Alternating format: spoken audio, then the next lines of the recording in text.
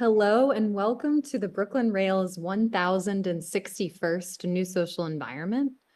I'm Chloe, Director of Programs here at the Rail, and I have the extreme joy of being your MC today for a conversation featuring Joyce J. Scott and Angela N. Carroll. And now I'll introduce Joyce and Angela. MacArthur Fellow Joyce J. Scott is known for her figurative sculpture and jewelry using bead weaving techniques, glass, and found objects to unapologetically confront difficult themes, including race, misogyny, stereotypes, history, politics, violence, and discrimination.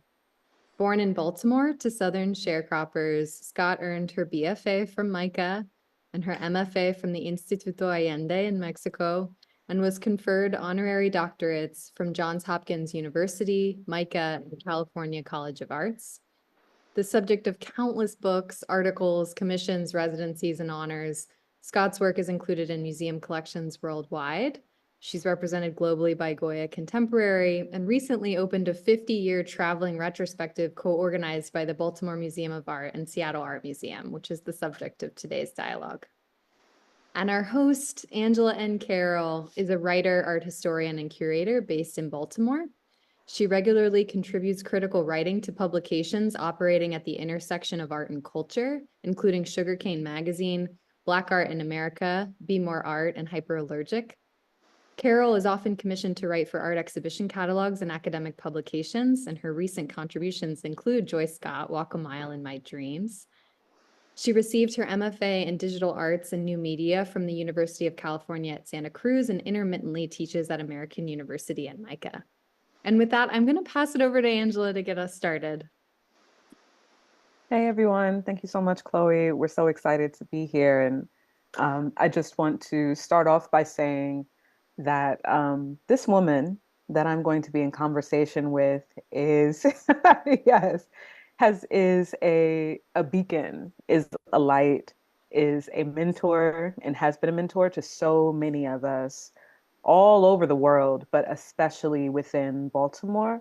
We are so grateful for this sister's example, for her humor, for her courageousness, and for the incredible model that she sets forward of excellence, that cannot be denied. So I'm very excited to be in conversation with the visionary Joyce J. Scott. I'm going to share my screen, and prayers up that the tech gods let me do this with no issue. And then we will jump into our presentation.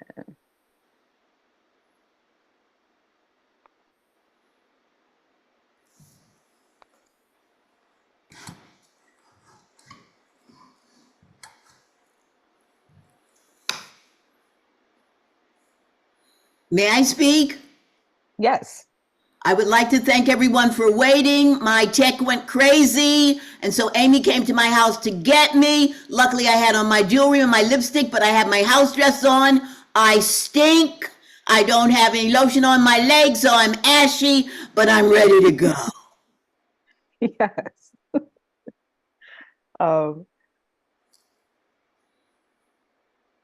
Okay, so first and foremost, I think what's really beautiful about this moment in time, for those who do not know, is that Joyce Scott is celebrating the 50th year anniversary of her retrospective, right? Which means we are able to see now at the Baltimore Museum of Art and in the future at the Seattle Art Museum, 50 years worth of her genius and her contributions. And I want to take the time today to talk a lot about her practice, the different materials and mediums that she's worked with, her history of performance, and all of the beautiful themes that she unpacks, and start the conversation first and foremost in thinking about this idea of the way that you honor women and how that's informed by many of the women who have been key to your life and your development. When you first enter the museum, there's a newly commissioned artwork called The Threads That Unite My Seat of Knowledge. And it's a throne. It's functioned as a throne for you. During the opening, it stands as a beautiful kind of site for people to recognize that you are a queen and move through the world as such. Can you talk a little bit about this commissioned work and installation and how the power of women consistently recurs within your work? Well, thank you for saying those wonderful things, Angela. I personally do not consider myself to be a queen because, you know, they lost their heads much too easily. And I don't consider that to be a throne, but literally a seat of knowledge. But because I am, I suppose, regal, it just assumes that that's what it is. It's really a yurt. A yurt, I've made it a kind of sacred building, but then I realized it was a quilting frame. When you walk in, you'll see this large building. On the inside, there are beads, and on the outside, there are 4 quilts made by my mother, my mother's father, my mother's mother, and by my godmother. My mother tells a story about being in a house that was really small with 12 kids, a mom and a dad. I think the kitchen might have been outside. Definitely the bathroom was. And when they wanted to quilt, they'd heist, that's what you say in the South, they'd hoist the quilting frame up or lower it. And that's when I realized that this was like a quilting frame. My mom said they'd be under the quilting frame, under the quilt, the kids, making their own samples and listening to family stories. So it was, in fact, this kind of tent of knowledge. And I decided to make a seat of knowledge because both of my parents were sharecroppers from North and South Carolina. They went to one-room schoolhouses, and they treasured and were very saddened because they didn't have a true academic education. But when I was one of those kids who loved school, then they made everything available to me. So that seat of knowledge is all the little books and all the charms and tchotchkes that I've collected in my life, not all of them because I'm a hoarder, that talk about learning, because learning is just so incredibly important to me. And as an educator, maybe better as a mentor, because I taught for many years, but I am more of a mentor now where I'll, show you what I know and hang out with you. I realized that what my parents learned from their parents and their grandparents who were slaves was that you won't be able to really proceed in life as you'd like to without education. One of the first things the ex-slaves did was build a church, and in the church they put a school. And that's what I base my perambulations, my knowledge on. It's about spreading the good word. Yeah, thank you for that. And I want to take a moment to just honor the legacy of you come from visionary women, creatives, powerful folks. We want to take a moment to just honor the legacy and the visionary reality of Sister Elizabeth Talford Scott, who also celebrated a retrospective exhibition curated by the great George Sissel at the Baltimore Museum of Art called Eye Winkers, Tumble Turds, and Candlebugs, the art of Elizabeth Talford Scott. You talked a little bit about how the women in your family were quilters and makers and sewers. How did that, and seeing your mother do a lot of that work in really extraordinary ways, non-traditional ways of working with quilting, how did that inform your early practice? Well, for those who've heard my talks before, they'll know that I always say that I was an artist in utero. I got it from the DNA of my mom, and she got it from the potters and the quilters and the weavers and the basket makers and the metalsmiths and blacksmiths of her family. I'd like to say, though, that the art for me is not only in the making of things, it's in the way that I live. And that way that I live was given to me by the men and the women of my family who were absolute tricksters and rascals, who made a way where there was no way, who always went through the adversities of life with a kind of courage that I wish I had a scintilla of. They did it with a great deal of humor, and that's why I've used humor in my performances and in my visual art. But they did it through the gross hardships of being African Americans. There's no way for me to not talk about my life or what I do, even though I'm a red bone, which is a way of talking about this skin tone, without bringing up ethnicity or race in it, because it still throttles our world. It throttles our communities. And it's one of the things that they kept kicking in the ass, or the arse, if I'm being polite.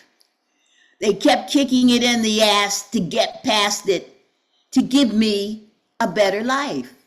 And that is what they did. But they worked, and they were presented with all kinds of bad behavior from everybody. And they worked to make it better. And so when you ask me about the kind of things that I learned, my mother tells stories about the potters and how they would,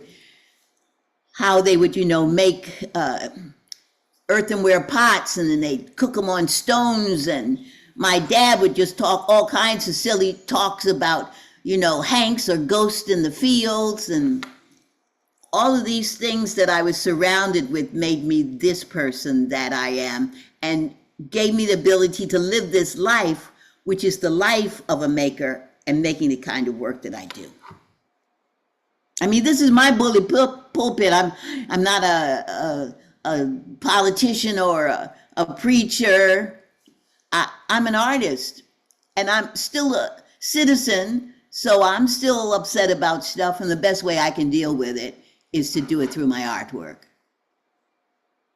I have to tell everybody, this office has the best light. I am now, I'm 75. I look like I'm maybe 30, 37 years old. Yes, light. Let's give it up for the light and the filter. Let's give it up for the light.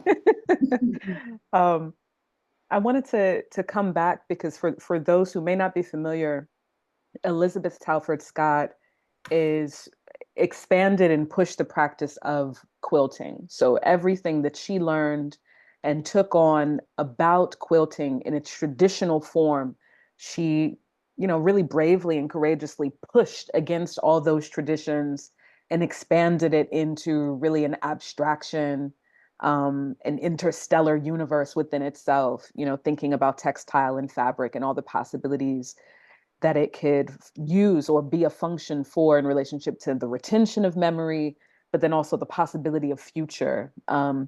This quilt that we're looking at is a really special quilt called Joyce's quilt. And can you talk a little bit about this quilt and why it was significant or important to you?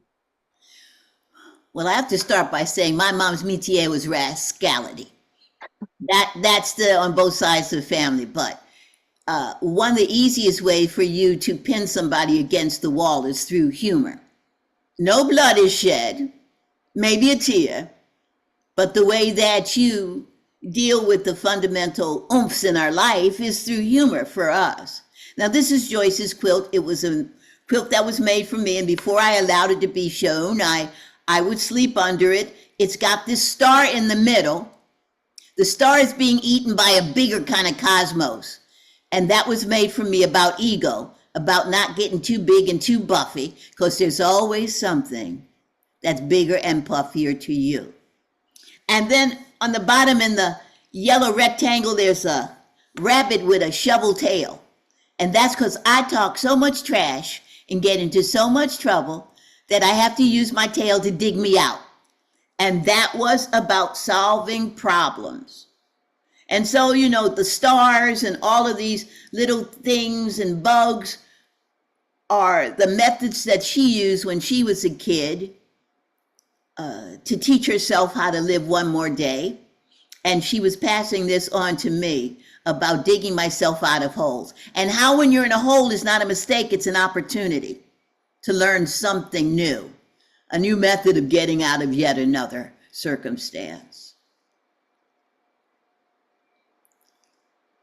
Absolutely. And I think what I'm really inspired by, especially, is the way in which those forms and those traditions iterate themselves also in your early work, where you first start to kind of play with textiles and fabric and quilts, but then you evolve your practice, you evolve your use of beading, your use of fabric, your use of textiles in really extraordinary ways. I mean, the scale of the work, some of these works that you've created is incredible. The amount of labor that it takes to create those works. I think if people understood or realized how many hours it takes for you to create many of your most celebrated works, I don't know, they would have to come up with a whole nother genius award for And pay you. me more money is what they'd have. Right? Yeah.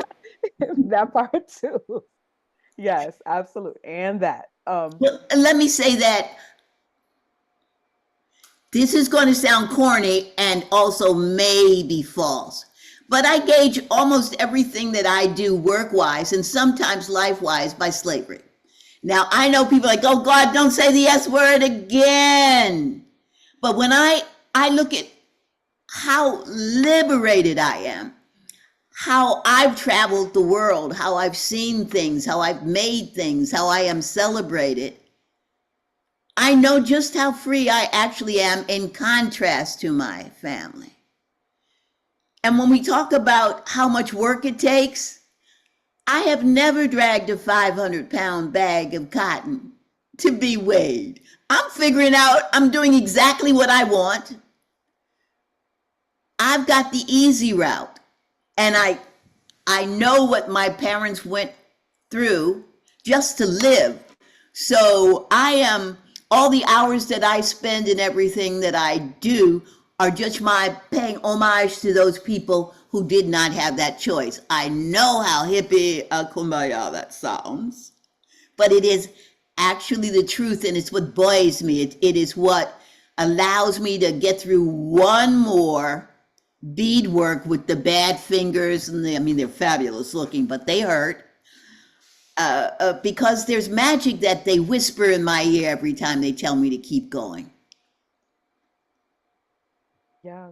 And I think it's the tenacity of your spirit, like the bigness of your spirit, the luminescence of your spirit that. Is that a fat joke? She said I had a big snippet of fat joke. She snuck that in. You heard her. You're silly. But that inspired so many of us, right? That the world, we have never known a time without some form of war, some steady oppression, some form of subjugation. And yet the motto that you set consistently tells us to, keep pushing forward, keep striving. I think that's why you've always been a really successful educator. And so much of your early career in practice was as an arts educator.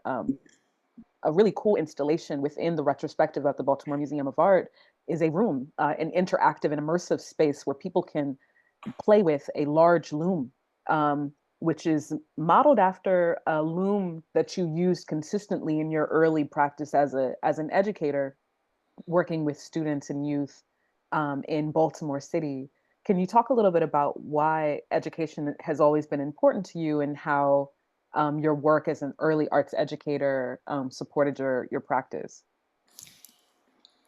Well, that is the actual loom that I schlepped around, that I dragged around in malls and in the park and in different schools and recreation centers teaching. When one says, well, let me start this way. I went to the Maryland Institute of Art as a freshman, sure to be a painter. And I was disabused of that idea because I was told to stop painting for the betterment of myself and the entire human race. That was actually what they said to me. I wasn't that bad at painting either.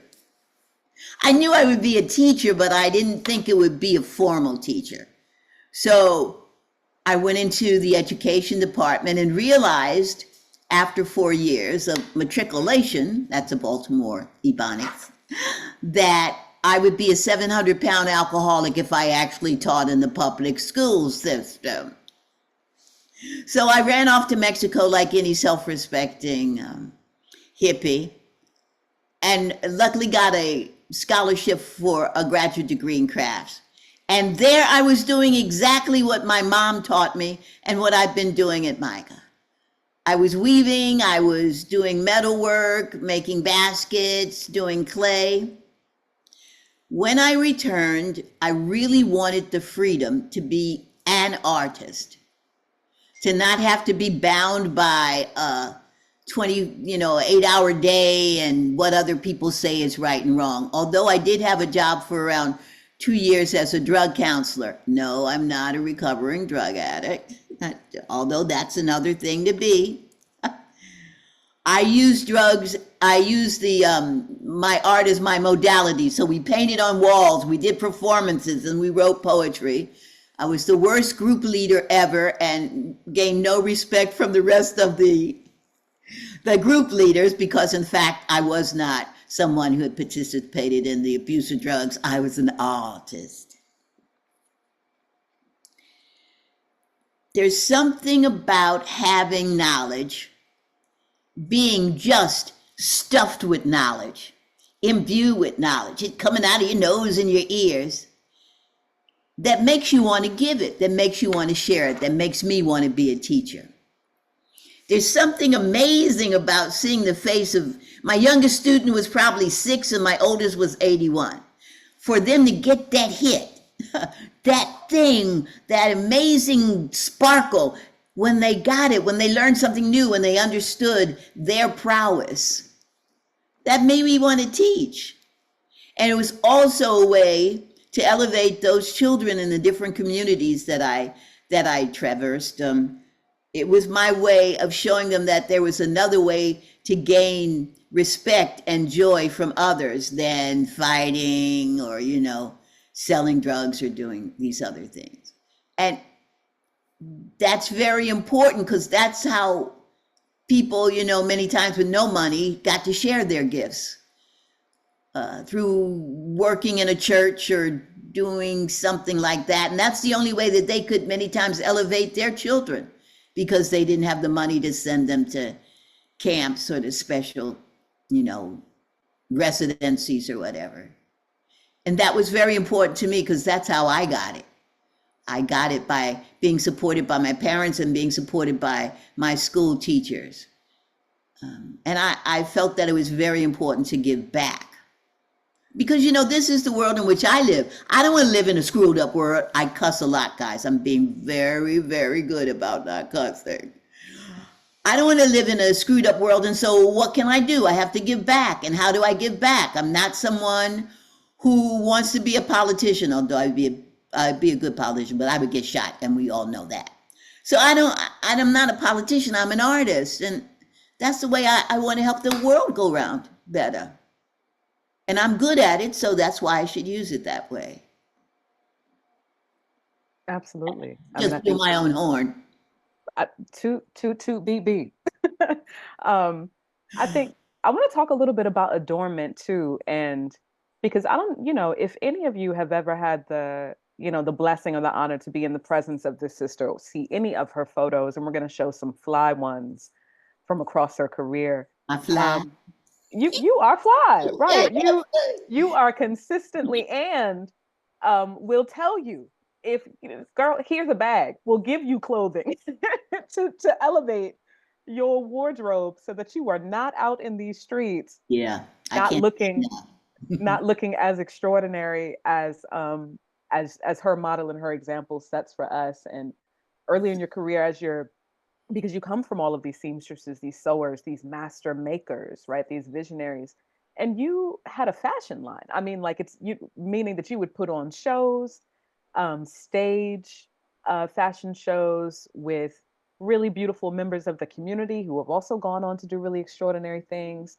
I love that this exhibition shows some of your fashion and shows images of some of the folks who wore your adornments. I'm surprised that you didn't just go into fashion, or what brought that on or prompted the the importance of you creating clothing, and what always kind of recurs for you as the importance of adornment within your work? Well, my mom didn't allow anything in the house not to be fabulous. If the dishcloth was torn, then she would embroider it or do beadwork. Firstly, that was also because we didn't have any money. So, you just didn't throw away everything. Secondly, these were Black Southern women who were church women. So they always had to look good. You would not leave your house. When you were going to work for Miss Ann, and you were on the bus, you always had on a hat or a belt or something spiffy, because that's the way you elevated yourself. That's the way you were not feeling forlorn all the time. And so I'm like that. And yes, I gave her some things. I give away things because I'm like, you cannot leave the house like that. I don't understand how you think you're going to make a way in the world like that, and put those titties away. Just put them away. So I usually share what I have. I want you to know that this happened in the 60s and 70s and into the 80s, when everybody was exploring persona. They were exploring how they looked. And back then it was more being interested in someone's ethnic group. And so you would wear something that was reminiscent, or that was native, that was indigenous, and they would be wearing something that was African. It was a way of sharing the conversation about it. And you asked me why I stopped. I mean, this is a tragic story. I had one person who was a poet who I'd made a lot of clothing for, and I was doing a fashion show. I knew that she had some problems, but I didn't understand it. And she came to the fashion show behind scenes. And if you've ever done that, you're plumping everybody up, and you've seen it on TV, and you're just making sure the lips are right. And she had a button in her hand and said, "The button came off my coat. Would you sew it back on?" I did not cuss her out. I just said, "No, you can see I'm busy." A few weeks later, she committed suicide. And I wasn't upset about it. And I said, I'm in the wrong business. That really is the truth.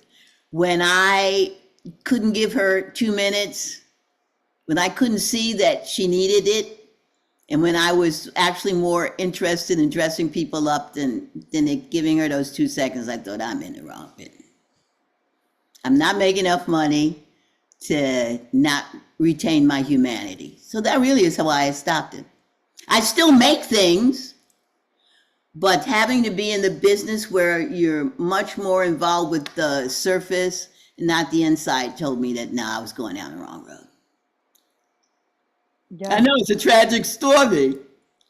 I think I can do that. I think it's important to tell stories like that, to see that you have the opportunity to be anywhere, do anything, use your medium to sort of disconnect yourself from community or people, but that you consistently, intentionally choose to make your practice all about community and consistently accessible to community, which I've always really admired about your practice and your work.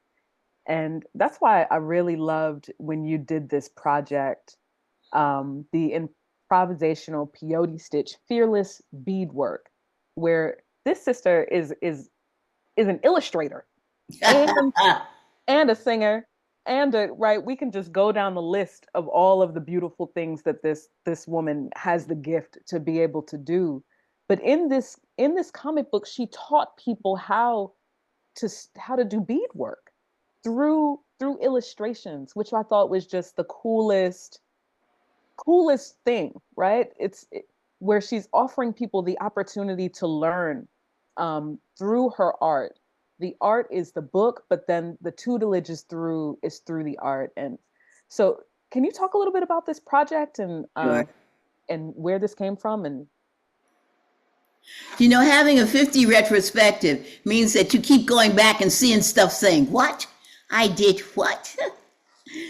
One of the things about my personality is that I am just if I were being, professorial, I would call it inquisitive, but I'm incredibly nosy about how to do things. And I like being in the middle of stuff. And so throughout my life, I've just run after things. And so when the opportunity for me to go after a residency, this was in Rochester, New York, happened. And for me to do a comic book, I was like, I want to do a comic book. What do I have to do? I'll go after this residency. And it was a way of, once again, of me teaching, but my teaching so I also would not forget. And so there would be a missive. So there would be a book that came from me, because I, like many African-American artists, women specifically, can talk about watching what was happening in the 60s and 70s and 80s, where you'd be in an exhibition and what was written in your catalog was never equal to what was written in other people's catalog. The kind of scholarship that was needed to show that you were as good as others wasn't there. So any opportunity that I would get, whether it was on stage, and trust me, I was not a good actress, whether it was on stage, whether it was singing, whether it was making comic books or drawing or whatever, I took it because that was my opportunity to help level the playing field. And, this goes back to when I thought I was going to be a painter. Well, I'm drawing and I'm playing around. And in the very beginning of it, it's kind of graphic novel-y-ish, where I just talk about why I do what I do, and hopefully I'm saying go after it. I believe that this is probably the one life we get as a human. Maybe we'll be butterflies, or, like me, probably snot or some other horrible body fluid. Who knows what we'll come back as? So I'm supposed to jump on this life and ride it. I'm supposed to go after it, and I'm also not supposed to settle for less. Now, that's something that my parents were courageous about. But I try not to settle for less. And I try not to be less. By that, I try not to be an okay beater. Or when an opportunity happens for me, I'm there. Now, I walk with a cane, and you might have seen me in a picture in a wheelchair. That's just because I don't walk super lengths well. But I can still get up, I'll get down a little bit. I'm still going to let my way through it, because this is why I'm here. And though, you artists out there know, when you know this is who you are, this is it, this is why you're on this earth, then you just have to run after it. I fall, I'm in holes, I'm getting out, I make mistakes, I talk a lot of trash, consequently, I'm in trouble. I don't stop, because that's why I'm here. Absolutely. And we talked a little bit earlier about, accessibility and education and how all of this comes into your practice. And I think your history of jewelry making is a really beautiful example of this, where we have, in this exhibition, we see very early examples of your mastery with different materials and beading and the making of jewelry and objects of adornment. But even now, almost annually, you sell your artwork, you sell your jewelry, and the jewelry is accessible. It's at a price point that people can actually afford. And anytime there is any show, any exhibition, you will see people who attend who have on these big, huge, beautiful pieces that you have created. So this goes back to my earlier question, I think, about adornment. But why has jewelry, or why the interest in jewelry, and what sparked or spawned that for you? Okay, before I answer that, I have to say that the image that's up now that says Joyce J. Scott should say by Arthur Smith. I was collaborating with Art Smith, a world-renowned African-American jeweler. And from what I know, this is the only thing that he ever collaborated with anyone. And I was a mentee of his. And he taught me about about being a giver too. Well, when you talk about accessible jewelry, I sometimes make earrings for $10. And that's entry-level buying for children and for people who don't have it. I'm a round-away girl from Sandtown, which is a neighborhood with the projects and a working-class neighborhood. And for me, when I was a kid, remember, I was born in 1948, so that's right after the Second World War and soldiers coming back. This was truly a working-class neighborhood, and it was also a neighborhood filled with people who were coming up south, who took the Great Migration, like my parents, from the South. These are the people who shaped me, and this is how I grew. Consequently, when they come to my art shows, I'm supposed to have something for them. And I feel remiss because I've been so busy with this show that I haven't put enough of that in the museum shop. It's sold really fast. But I'm supposed to be able to thank those people who keep following me, who come to my shows, who are the teachers or the housekeepers or the nannies or the doctors and lawyers. And I want you to know that my work can be from, like I said, $10 to the tens of thousands of dollars. And that's the other thing I want to underline. Firstly, I don't sell it. I have galleries like Goya Contemporary, Peter Bloom, and Mobilia Gallery who sell my work. And I've had many galleries in my life. But I'm into the business side of the arts too. I'm talking a lot to you about my life and family in Africa. I'm supposed to be making money. That's the other part of art. And I am supposed to, and when I say I and suppose, I'm talking about me. Other people do it however they do it.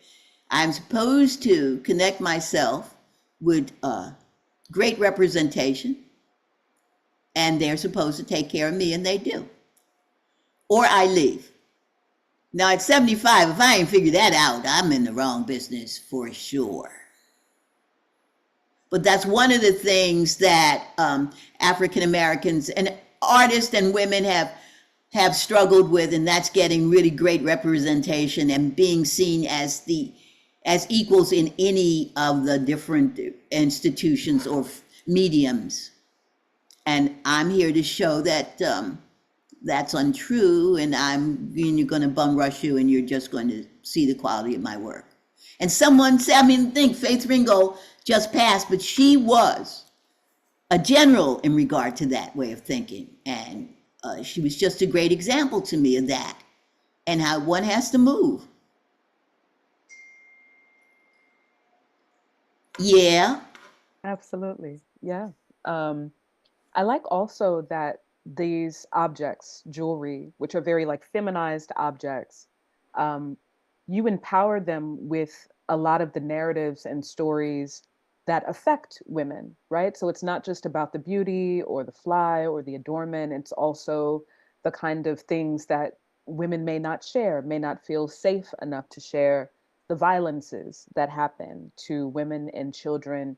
You place these in the forefront, put them on the objects that are seen as passive, and activate them with a kind of urgency to remind us all that we can't ignore that these atrocities are happening all the time. And I think by that example, you really encourage all of us to be more brave about and to tell our stories, and also realize that we don't have to stay within our traumas.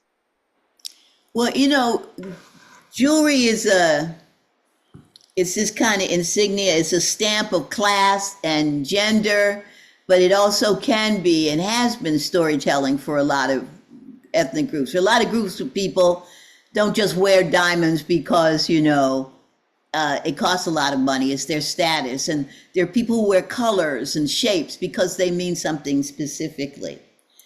My artwork that talks, so firstly, you talk about my saying it as a woman. Well, I am a woman, and that's the person I know the best, the gender I know the best.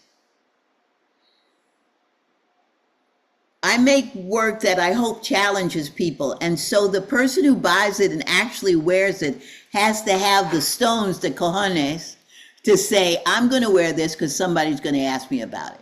So if there's a rape or a lynching or voyeurism on it, or sometimes, it's insulting terms, The person who wears it is in it with me. And then they get to spread the word as well. Once again, the quality of the craftsmanship for me should not be relegated to the content. It shouldn't be lower than the content. It should make you come to the work and say, what? And then you realize that someone is dead or is being lynched or something like that. I can watch people. See, I'm seeing people who are working, which I like, because that's what I do. I like to look at and you listen and work and think she's full of crap or she's wonderful or a variety of things. I want to talk a little bit about also, you push the line all the time between, the profane and the spiritual, the stereotypical and, the speculative. You have a really interesting series of works called Mami Wada. And when I first saw it years ago, I was just really intrigued by the way that you embed so much information and so much materiality in very small objects, in these art objects, which are also kind of historically these, spiritual totems of power, of integrity, but you use them to kind of talk about a lot of the ways that Black women are seen as ugly. Women in general are seen as powerless. And so can you talk a little bit about this series and also just the way that you use small dolls and small figures to tell really, really huge stories, really important narratives? Yeah. Well, once again, I talk about women's prowess and problems because I am a woman. I don't believe it's only relegated to women. I think humans are just an interesting being. But I talk about what I see. And I respond to work also in the era in which I was living. So in the 70s, there was a lot of looking at African and indigenous kinds of histories and stories. And so I responded to that. And this Mami Wada, or the mother of the water, or a mermaid figure, comes from that period where there was a lot of looking at African work. What I like to do, like the piece you're looking at now, is crab claws. And so I would go to weddings and different, parties, and then go in the kitchen and say, can I have all of the crab claws you have left over? You could throw in a couple of crabs if you had extra. But I would always take them home and think about what I could do with them, and use hair and images. This was all before I really basically became a real master of the peyote stitch. And I use that because I work really hard to be this person who can do many things with the peyote stitch. So at that time, I was still fooling around with different materials, trying to figure out the best way to work with beads. I was also looking at materials that I'd seen and wanting to know what would happen if I burned wood and then beaded it and then hammered. I was playing all of those things because that's what was happening in the art world as well. As I became better as a bead worker, then I had the ability to craft things with beads in a different way. I was always looking for a translucency and for the glow that beads could give me. Also, beads are an ancient technique. I love the idea that I, in the 21st century, am using something that was in the tombs that were found in Samaria, even before Egypt. I love that it's a way of my writing and a way of my being a mathematician. The piece that's up now is from a series called Still Funny. A friend gave me a small current. You can buy them now from South Carolina, mammy with the whole head wrap and everything. And she was holding a rolling pin that looked suspiciously like a penis. This series called Still Funny is talking about, for me, where we'll be 50 years from now. Will be able to look back at our past and say, we were really foolish, we were really silly. And for those of us who were tricksters, look at what they were telling us in their work.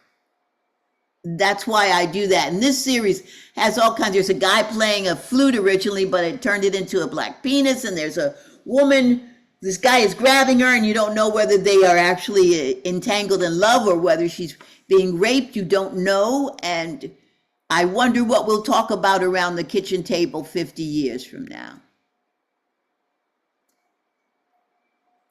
And of course, watermelons are euphemistic. They're euphemisms for the African Americans, but now also for Palestine. And I use them because it really in the 60s, 70s, and 80s, they were still just, it was rife. It was everywhere. You were just a watermelon, and then people could still say that. And I was a cocomera some other place. I mean, I knew the words for watermelons in different languages.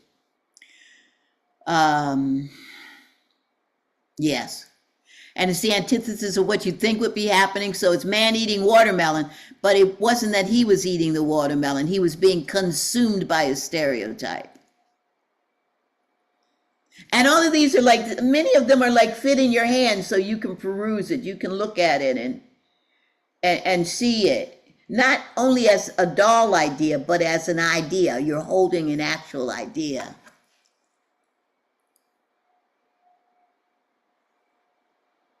Dun, dun, dun, dun. Absolutely. I wanted to show this work, Lynch Tree, because of the scale of the work. And it's really difficult to tell from this angle, but it is a completely beaded work. It is a completely beaded sculptural form. How many hours did it take you to create this? And why, again, does beading kind of support you in telling these stories about violence, about overcoming violence, but also playing on these words and playing on these histories of various types of trauma that affect us all? Well, if we just talk about the essence of beadwork, then we're talking about being able to sit down and start with a bead or a series of beads and multiply it into this enormous piece. Using one's hands. I'm an improvisational beadworker. I don't generally draw any drawings. And using your knowledge, the way a stitcher would in the old days. It's the way my mom was a quilter. She very seldom drew anything. It was all about piling that with memories. And she was a rascal, once again. So the quilt that you saw didn't have all the rocks and buttons and beads and knots and tchotchkes and anything else that she could find that would represent some kind of feeling or oomph or power. Beadwork allows me to have that kind of mysterious rhythm in what I do. It allows me to work fast. It allows me to be a pointillist, to work with dots and colors. And it's dry. So unlike when I'm making prints or when I'm painting, I don't make a mess in the same way. I can't get sick unless I eat a ton of them. You know, you're not dirty. It's a wonderful way of working. And I have facility now so I can do it rapidly. It also has the light either coming through it or bouncing off of it. So I'm dealing with veiling and layers of translucency and transparency. This piece started in New Orleans at what's the name of that fair, Amy? Amy's in the other room, so I can just yell at her. And when I do this, I see my gap. I look like a snake. I can't stand myself sometimes. It was at Prospect 2 in New Orleans, and that has a slit in the back, and it was originally wrapped around a big branch of a tree.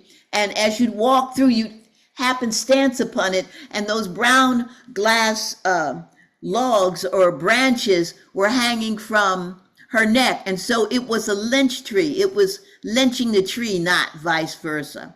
When I made this piece, I realized I could just incorporate in a variety of other, events and that I could redo it each time. So this time she is submitting, she's fallen.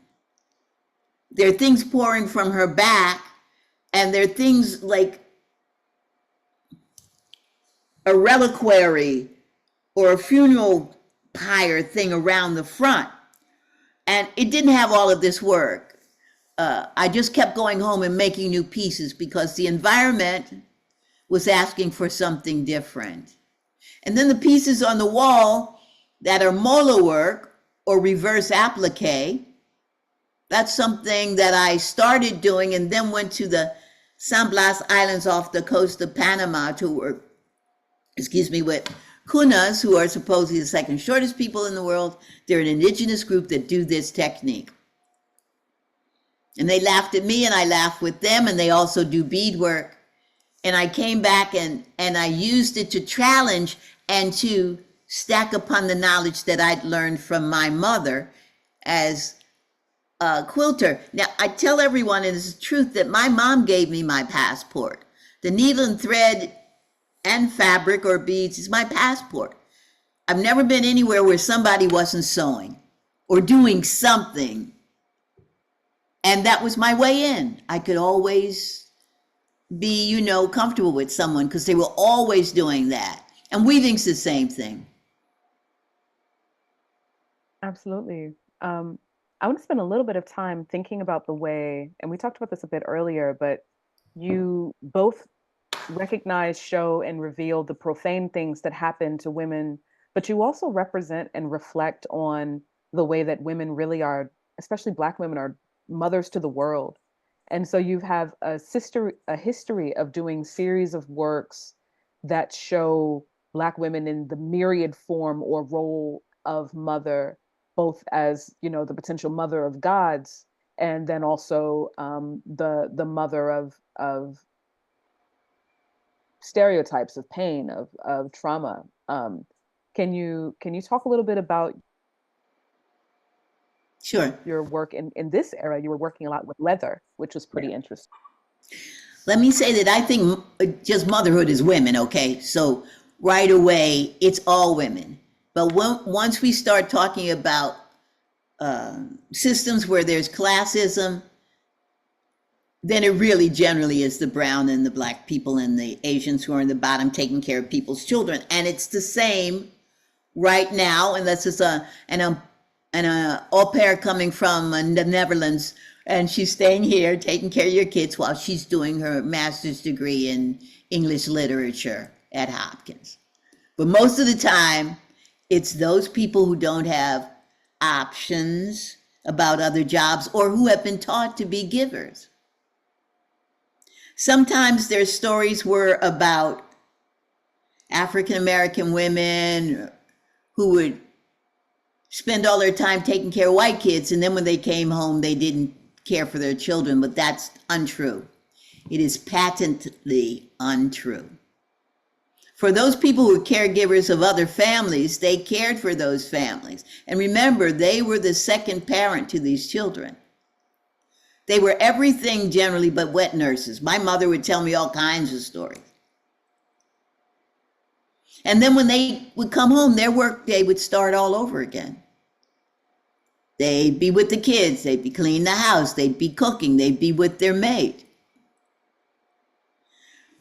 So I really talk about the double duty that these ladies did and how they not only did that, but they were community members too. So they went to church on Sunday and they might be doing some kind of volunteer work.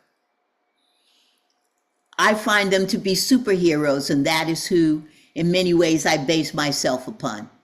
Because these women were superheroes. My mom was a superhero. Now, a lot of you are not from Baltimore, but in Baltimore, we have people called Arabs or Arabbers.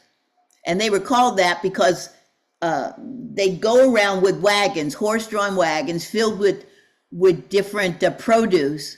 And they would tell you, coming to watermelons, and they would yell it like what people think coming to prayer was, and they'd be called Arabs. Well, my mom would buy her vegetables for them, but she was such a good cook and she was making extra money that she'd make dinners and sell them from the house. She was such a good cook, she'd sell the food back to the Arabbers, and then they'd bring food home to their wives because my mom was such a good cook. She was very entrepreneurial. I know that's not a word. And she was supporting herself, the family, and the community. And there were lots of women who did that. And I noted that is across ethnic groups. all women. But when people say, but Joyce, you're talking about Black people, because I'm Black, because that's my first person, what I know. I've been blessed to travel the world, and that's why I know it's other places. But I'm talking about how I lived.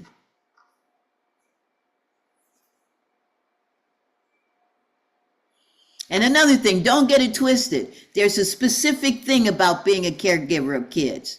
Teachers have it, nannies have it.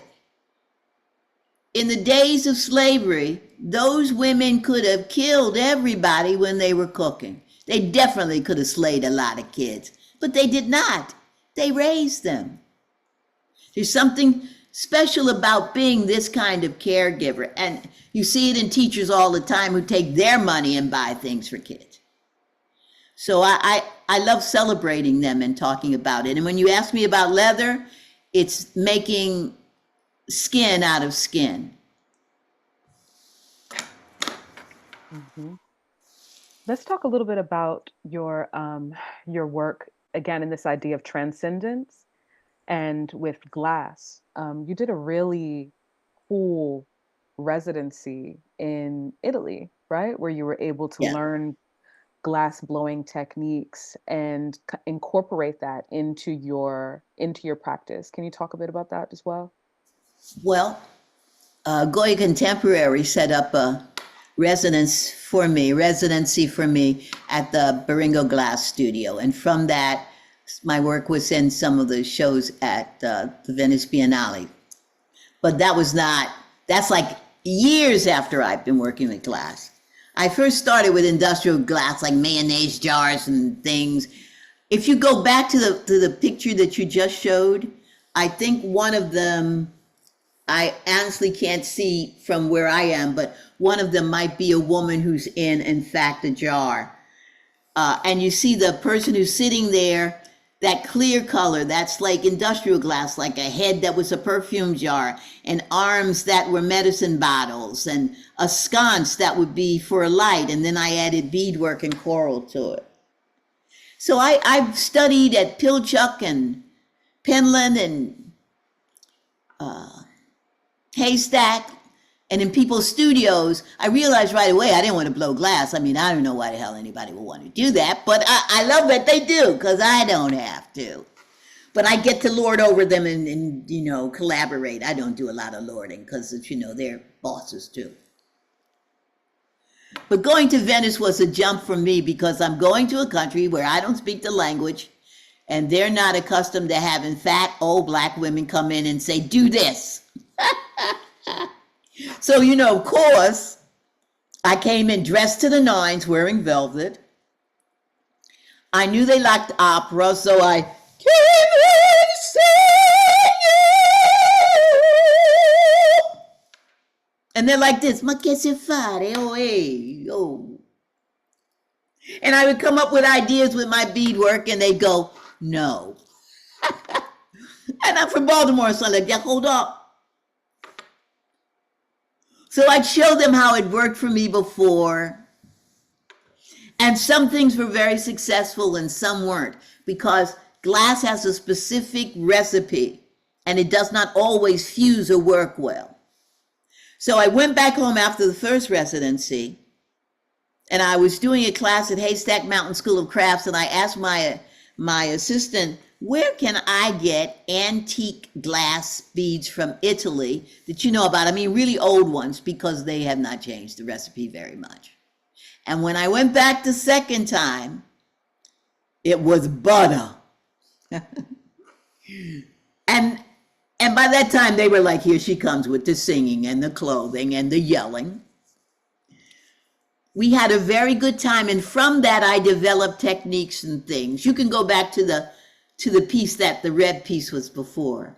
Another thing is, I'm not lying. These guys are classic. Now, this is years ago, but not that long ago. And they weren't that happy that women were in the studio, because they saw this as a man's thing. So, of course, when they said no, I asked a guy, so what do you think about women? He said no. So, of course, I did a series of women giving birth. So this woman is pulling from her cavity, from her vagina, a child. It's a large piece. It's beautiful. It's translucent. The blue that you see on the head is my beadwork that's been fused. Part of my thing about going to these places and working, and I know I'm talking a lot about Blackness, and that's because I'm Black, is for folks to see just how knowledgeable and challenging I am as an artist, not only in spite of my ethnicity, but because of it. So when I would bring African sculptures and say, make this, they would make one, but it would have a very flat butt and no breast. And it's like, come on, no, take a look. Or when I'd ask them to do something like this, or this woman has cornrows on her hair, which you can't see. It was a stretch for all of us. And it was a way to show them that this could work, this could happen. We could be together. Because, you know, they were still making those, for people, highly offensive kind of jigaboom things of little Africans with the big noses and the lips and the whole thing. And you're like, now, may I talk to you for a second? Hey, no. So my just being there, my presence there can help make a difference on how people perceive people of different ethnicity and the quality of the work they produce. Absolutely. Yeah. And I love that there is a kind of steady through line of confidence, of bucking against the norm, of creating a new standard that easily flows from your beadwork, your tapestry work, your fiber work, your glass blowing work, and then comes into your performances and your history of performance, from genetic interference and genetic engineering to the really beautiful work that you did with Kay Lawal Muhammad, who we in community call Mama Kay. Yeah. Can you talk about the work that you all did, especially with Thunder Thigh Review, and why that work is really important to your practice? Once again, I got the opportunity and I took it. I just ran after it. I didn't see any reason. Why shouldn't I be on stage? A cooler head would say, because you're not an actress. But me? So Kay's aunt, Alma, is a poetess. And she introduced, she's my niece. You two should get together. We did. We hit it off immediately. I'm 10 years older than she. She's an actress, writer, director. And her stage now is the hip hop granny. She's be rapping and doing like spoken word.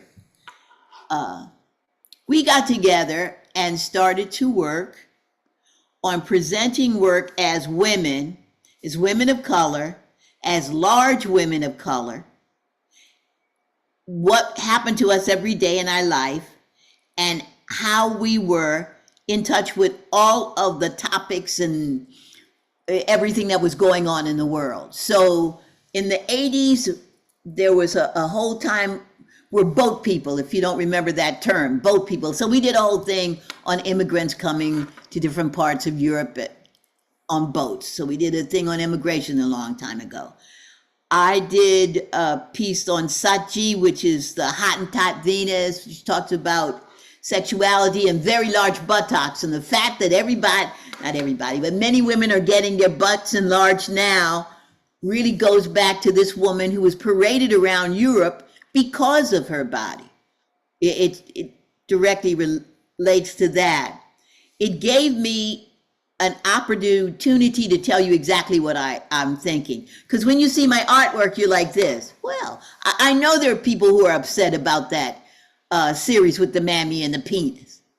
And there's some things that about rape and other things. I know they're like, this is horrible. I don't want to see it.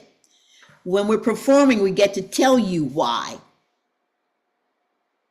And because we were rascals, we got to make humor about it. There's a lot of music in it. Sometimes we worked with musicians. We traveled around the world. We were in Scotland and Holland and Canada and all around the United States performing this. And each time it grew and change. And then when we weren't working together anymore, that's when I started doing work on my own. And that is also when I realized that for true, that I am an entertainer, not an actress, but I was blessed to be working with an actress and a director. That's one of the things. I made all the costumes and most of the props, but I also would, whine and beg and use very little money to get my artist friends to do the large props for us too. Oh, what a beautiful girl. Ah, now, folks, my show, Walk a Mile in My Dreams, the name was taken by the last show that I did called Walk a Mile in My Drawers. Instead of moccasins, I was talking about, this was in 2006, it says, so that wasn't that long ago. It was my last show and talking about me as an older, large woman and the different things in my life. There's one character who's followed me throughout a lot of my work that I've developed. I mean, I'm looking at people and knowing that some of you are old enough to know Rodney Dangerfield. Well, the character that I made is Rodney Dangerous in the Field, the first stand-up slave comic. I don't get no respect.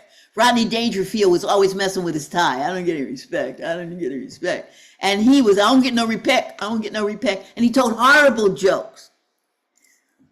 Well, just the ability to have the guts to get on a stage and do a show that I've written the music to, we've done CDs, and that I could do this performance to was such a release for me.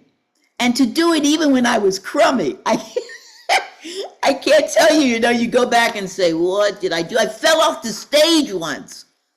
Do you think that stopped me? No. Because through all of this stuff that I'm telling you, it's Joyce being the most accomplished Joyce I can be. So if theater's going to get me there, I'm going. That's once again a hippie thing, but it's the absolute truth. Absolutely. Angela, that's me when I had dreads. Those were real, darling. Yes, and they were fly. It makes me miss my life. I cut them off when my mother passed away, and that's one of those homage things. Absolutely. You have had, and we started off this conversation just thinking about just how extraordinary and tremendous your legacy is, remains, will always be. This retrospective really gives a whole new community the opportunity to learn about your practice and how expansive and exquisite it is. What are you most proud of? Which I know is like an impossible question to answer, but as you look at this work and your body of work, what are you most proud of about it?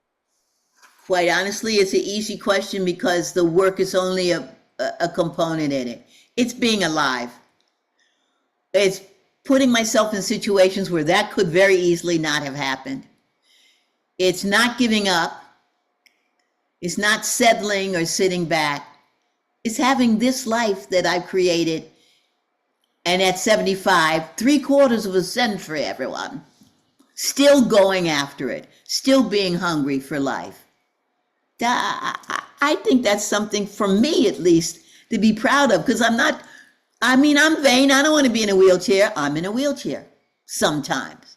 I'm vain. I don't want to be the fattest one in the room. I'm the fattest one in the room sometimes. I talk a lot of shit. See, I cuss. Forgive me.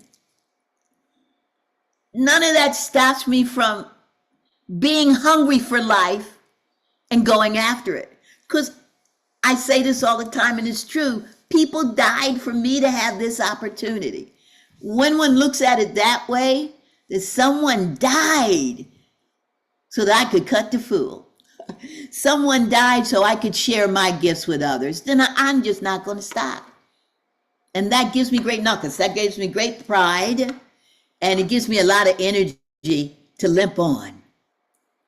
Absolutely. Well, we appreciate and Thank love you Angela. for all the work that you continue to do. If all of you or any of you are in the Baltimore area, please come to the Baltimore Museum of Art to see this show. If anybody is tuning in from the West Coast, journey up to Seattle to see the show there in the future. I'm going to stop sharing and pass this back over to the Brooklyn Rails team. Thank you guys so much for inviting us to come and speak. We want to open the platform for the community to ask any questions that they may have to Sister Joyce as well. Oh my goodness, that was fantastic. Thank you so much, Angela and Joyce, for such a generous dialogue. It was such a treat to listen to. And I'm very grateful to you both. We have several audience questions, and so I will ask the first one on behalf of Sam. Sam is wondering, Joyce, if you can describe what a day in the life of Joyce looks like, just the nitty-gritty of getting into the studio and living there. And please tell Joyce, thank you for being you. Thank you, Sam. Well, I'm looking at myself. I can't get over this light. You saw what I really look like. I don't even have a wrinkle or nothing.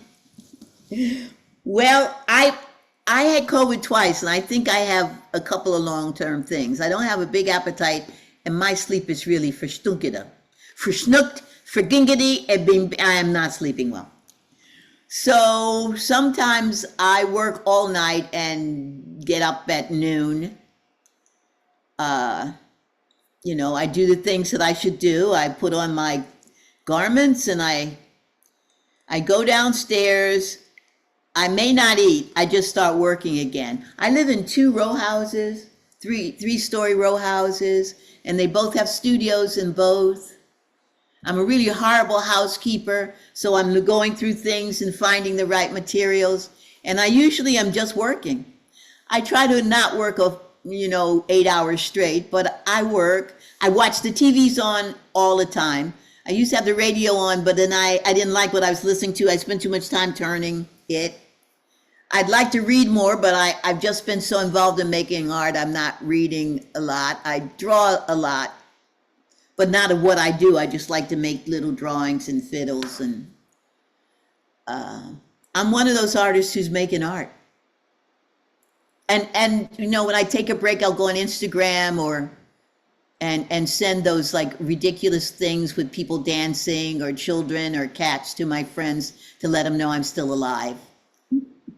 And sometimes I go out to dinner with friends. But I can tell you, this time this retrospective means I've been at the BMA every week and I get to see people. For those of you who are in California, I have an exhibition now in California called Messages that's at the Crocker Museum in Sacramento. It'll go to Flint after that, and then to the Chrysler Museum in Virginia after that. And for those of you who are in Maryland, Amy Race at Goya Contemporary has mounted a print show of mine and a collaboration with Tim Tate and Glass. And I'm blessed in a lot of museums around that have a large beaded or jewelry collections. But what I do basically is work. I love it. It's because I love it so much. People are like, why are you working so much? It's because I love it. Give me another question. Yeah, that's an amazing answer. Thank you so much, Sam, for that question, which is a great question. The next question is going to be from Helen. Helen is wondering, many of your images examine humans consumed. I think the time frame of making your work helps to elaborate this self-consumption in ways we must reflect upon. Can you talk about this? I don't know if I'd ever thought about it in that way. I think that when I think about consumed and being consumed, it usually is fighting your way out of it. And that is, I think, what a lot of the work shows, is being consumed by pain, by anger, by racism, by grief, by nastiness, by food, by stereotypes. I've done a lot of work on being consumed. That is a consumption thing, being overwhelmed and consumed by stereotypes. I used to do in stand-up, I used to do things about being a fat, black, gappy tooth. I am a cesspool of stereotypes. Fat, black, gappy tooth, you know, big hair. which is a wig that you can get at any box that you'd like yourself. You know, that kind of thing, and how it's a fight always to get around it and to make worthy those things that people say are, you know, less than, show the worth in them. So that's probably it. My artwork is about that a lot. There are skeletons in it a lot too, and that is because I was raised in a Pentecostal church, and I even did street ministry with my godparents, and death for us, or the skeleton, was just another door. And then when I went to graduate school in Mexico with the Day of the Dead and just the skeleton, it wasn't the end either. So transition is important in a lot of my work as well. Thank you, Joyce. And thank you for that question, Helen. The next question is going to be from GE, and I'll ask on GE's behalf. GE is wondering, do you believe the function of your art, your storytelling, is not necessarily to influence anyone, but to change natures, both yours and ours? That would be wonderful, I guess, if it was changing natures in the way that I like. I think what I do is meant to be another voice. I would like it to be influential sometimes for children when we talk about freedom and making things. And I would like it to be influential when I meet older people who don't know their worth and who see that it can happen when they do handwork, or see me and know that, you know, there's worth in life just through living. But I don't believe I have a great power in that unless we're performing. And that is really when you get to tell people what you think. And I mean, the Thunder Thighs, and I did some really just bodacious stuff on stage. And that really was to sway people. We knew that. Thank you, Joyce. The next question is going to be from Eleanor at the rail. Eleanor, go ahead. Thank you so much, Joyce, for this really, really incredible conversation. Thank you, Angela. This has been such a joy and so inspiring. Joyce, I'm wondering if you can talk a little more about where you gather your materials from. I know you mentioned the story about the crab legs, but I'm wondering about the beads or any other materials, or how you think about where you gather from. Well, let's go back firstly to the crab legs. So you go in the kitchen and the cook is like, what do you mean you want the crab legs? Then you have to explain to them that you're an artist and not doing some kind of voodoo thing, or that you're not going to go out and embarrass them in front of people. That I could never guarantee. But after I went through that, I would do the crab legs. And, you know, generally the way I was dressed, they're going like, oh, okay, we saw the guy. My mom used to make me the rock carrier. And you know, I'm looking at two different screens, and I like the way my skin looks in this one. That's why you see that side of me. So I look front-wise. So whenever she would be walking around, she'd be saying, look at that rock. Give me that rock. Pick up that thing. Look at that piece of crystal. Look at this. And my purse would always be too heavy, and I would always be dragging that. In my youth, wherever there were beads, that's where I was. So I'd always be buying a little bit of this, a little bit of that. You know, you'd be coming home on an airplane, your bag was way too much, or people would come. There'd be actually people who would like, you are the bead queen, and they would give me beads. Now I'm online buying beads, but I have so many beads now, I try not to buy them anymore. But people still give me beads, and then I give them to people who are bead workers. But I've found them everywhere. And in my travels, it's pretty amazing how some people don't value it because they've had them forever, but you might be getting some Egyptian faience beads that are real. And then there are other places you're picking up stuff and they're smacking your hands because you can't take it because it's of real value to them. So I get them anywhere. And then I made them out of polymer and, you know, out of metal and out of clay, but that takes too much time. So I don't make a lot of them anymore. And these are beads. It's a beaded bead. So on the inside, I just bugged all my friends to give me all their old ink pens. You know, not the modern ones that you can't tear apart, but the old ones that you could just unscrew. And then I covered them with beads to make that. Now that's an old way that I learned from my family, because nothing was thrown away unless it was real trash.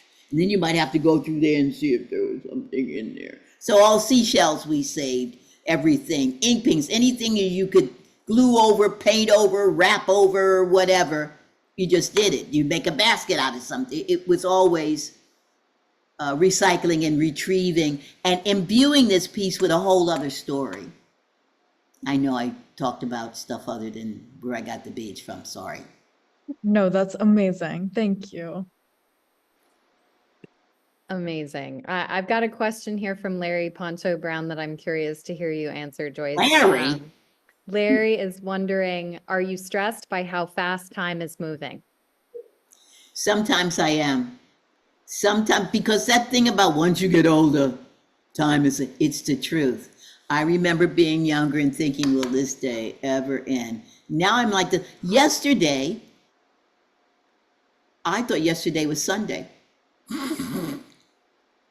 My financial person came over and we were talking and said, and I went to turn on the TV and it's like, and I watch, I'm like missing my days up. Things are going very rapidly for me. And it also has to do with all of these things happening at once. So I didn't think I'd be at the BMA so much, but I am. And I'm over there weaving and doing publicity and doing things. So yes, it's happening fast. This too will slow down. And then I'll be back just working in the studio in a slower way. But I'm explaining, not complaining. I'm having the best time ever. I'm not sure though. This flattens my nose. You see that aquiline nose? I don't know about this light. I'm beginning to change maybe. I've got one more question for you from me. And then I'll pass you the mic, Joyce. I'm wondering if you can talk about the influence of words on your practice and how you choose the titles for your pieces. I'm thinking especially about Walk a Mile in My Dreams, the title of the exhibition, which is beautiful, but also all of the different titles that you've referenced throughout the conversation today, Still Funny and others. Well, that's interesting to me because I like to write, but I'm not that very good at it. But I just write things, and out of those, maybe there's a bon mot or one sentence that makes some bloody sense that I can use. Walk a Mile in my drawers was obviously a play of Walk a Mile in my moccasins, and I thought drawers would be funny, like underwear. And Walk a Mile in My Dreams was a collaborative thing that came from the curators and all of us, in the idea that, once again, I'm not stopping, I'm in pursuit, so my dreams pass and then I get another dream. I'm not one of those who believes that now that I've lived this life. No. I always say I'm going to wake up from the coffin and say, give me 4 more minutes. But boom, boom. I also like being erudite. I like showing that I have knowledge and can play with words, because it's just a wonderful thing to do. And when you play with music and write music, you see how words can not only have a different meaning, but they are rhythmic. And I like the rhythm of words. I like multisyllabic collated things. I love ebonics, because then we can add prefixes and suffixes on stuff and play. So that's why I use words. Thank you, Joyce. And thank you all so much for your questions today. And without further ado, I'm going to pass the mic back over to Joyce, who's going to perform to close us out today. You sure you don't have any more do? I thought I had some more do and stuff. Well, I was asked to do a poem, and I wrote a poem about my mom, but I don't know where, I didn't have it readily, so I'm not going to do that. I usually begin and end with a song. So I think I'm going to end with this song because my mom always loved this song, and this is what she would tell me. And you can see how it actually has worked. So in the South, they used to say, hide your light under a bushel. And by that they meant, hide your gift so it's not stolen, so someone doesn't take advantage of you, so you're not batted down because you're smart or you're pretty or you have a certain kind of personal wealth. My mom said, don't do that. And so I don't. I am going to shine. And if you can't cop a hit off this great glow, then step off. Because this little light of mine, I'm gonna let it shine. Oh, oh, oh. This little light of mine, I'm gonna let it shine. Ooh. This little light of mine, I'm gonna let it shine. Let it shine. Let it shine. Let it shine. Thank you. Joyce, that was so beautiful. Thank you so, so much. Thank you to you. Thank you to Angela for today's just incredibly generous Thanks, Nancy. conversation.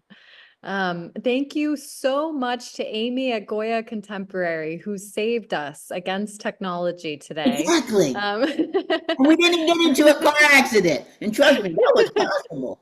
Yeah, Amy to the rescue. And thank you so much to the whole team at Goya Contemporary for the photographs that accompanied today's talk. We'd also like to thank the Terra Foundation for American Art, who sponsor our NSE program and make conversations like this one possible. They also support our archive, where you'll be able to watch this shortly on YouTube. The Rail has been free and independent for 23 years. A donation directly supports our writers, our staff, and our operations. You can support our work through the link in the chat.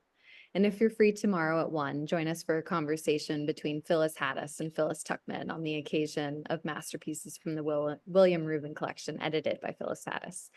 And as is real tradition, you all can now turn on your microphones and say hello and goodbye as you leave. Thank you so, so much for being here today. And thank you again to Joyce and to Angela. Bye-bye. Bye. Thank Beautiful. you. Joyce, Joyce. that was Thank you so much, amazing. Joyce. Can I Thank see you. Have a good people? day, Everybody everybody. so much. Love you so much. Know Thank you, so much Angela. people. You're amazing. This was beautiful. Bye. Thank you. Bye, Joyce. Give me money. Pancho Bro. Thank you, Angela. Thank you, Joyce. This was amazing. Thank you. Joyce, and thank you everyone for organizing this. Thank you so much. See you Thank soon. you. See you soon. Bye, Take everybody. care, everyone.